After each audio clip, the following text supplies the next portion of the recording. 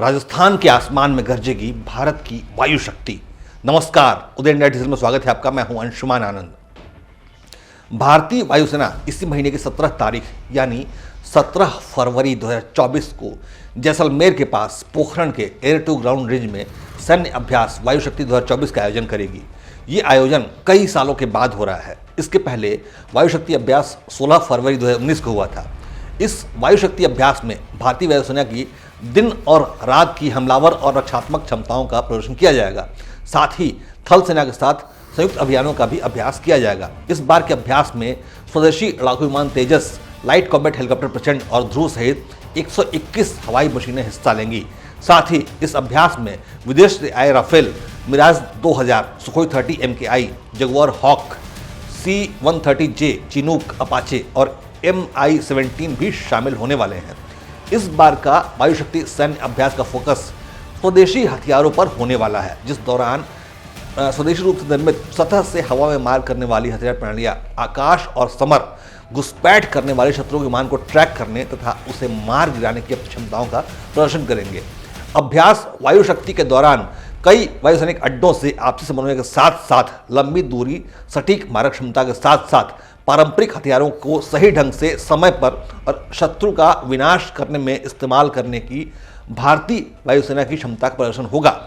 भारतीय वायुसेना के परिवहन विमान और हेलीकॉप्टर बेड़े का विशेष तौर पर अभियान संचालित किया जाएगा, जिसमें गरुड़ कमांडो फोर्स के जवान भी शामिल होकर अपना जलवा बिखेरेंगे।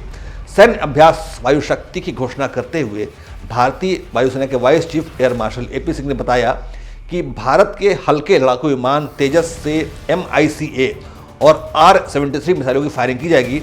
उनकी सटीकता और मारक क्षमता की जांच की जाएगी। माइका मिसाइल MICA मिसाइल को राफेल कंपनी बनाती है, जबकि R-73 वही मिसाइल है जिससे विंग कमांडर अभिनंदन वर्धमान ने पाकिस्तानी F-16 फाइटर जेट को मार गिराया था।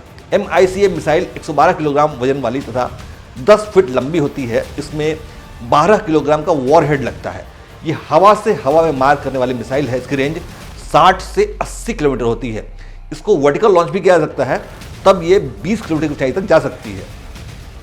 ये 4939 किलोमीटर प्रति घंटे की रफ्तार से दुश्मन पर झपट्टा मारती है और उसका विनाश कर देती है। MICA मिसाइल को Rafale, Mirage, Sukhoi 30 MKI, ground battery, surface vessel या पनडुब्बियों से भी दागा जा सकता है। ये एक्टिव रडार होमिंग और इंफ्रारेड होमिंग के वेरिएंट्स में आती है। इससे टकराते ही टारगेट नष्ट हो जाते हैं। वही R-73 मिसाइल को रूस का टेक्निकल मिसाइल का ऑपरेशन बनाता है।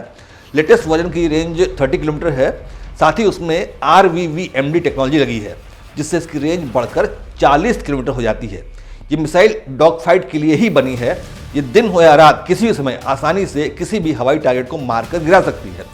इस मिसाइल को फाइटर जेट्स, बमवर्षक या फिर अटैक हेलीकॉप्टर्स पर लगाया जा सकता है। इस मिसाइल में combined gas aerodynamic control system लगा हुआ है, जो कि लाइन ऑफ साइट पर 60 डिग्री तक की ताकत देता है। यानी दुश्मन पर हमला करते समय सीधी रेखा में जाती ये मिसाइल अचानक इतने एंगल पर घूम सकती है कि इसकी अधिकतम गति 2500 किलोमीटर प्रति घंटे हो सकती है। ये 2 मीटर की ऊंचाई से लेकर 20 किलोमीटर की ऊंचाई तक जाती है और इसमें 30 किलोमीटर की ऊंचाई तक ये जा सकती है। विंग कमांडर अभिनंदन ने इसी मिसाइल से पाकिस्तानी फाइटर जेट F-16 को मार गिराया था।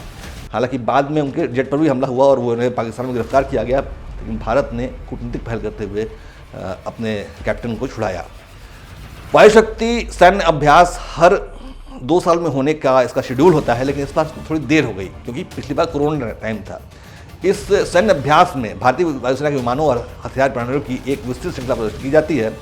भारत कभी सैन्य हथियारों का बहुत बड़ा आयातक देश माना था, लेकिन PM मोदी और रक्षा मंत्री राजनाथ सिंह के नेतृत्व में DRDO, Hindustan aeronautics limited, Bharat electronics limited, Bharat diagnostic limited, museum India limited जैसी स्वदेशी रक्षा कंपनियों और अडानी डिफेंस जैसे प्राइवेट प्लेयर्स ने कई तरह के स्वदेशी सैन्य हथियारों और सैन्य प्रणालियों का विकास करके देश को काफ़ी हद तक आत्मनिर्भर बना दिया है।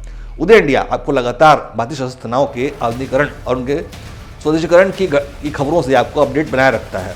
लगातार डिफेंस न्यूज अपडेट पाने के लिए देखते रहिए उदय इंडिया और हमारे चैनल सब्सक्राइब करना कतई ना भूलें। जय हिंद, जय भारत।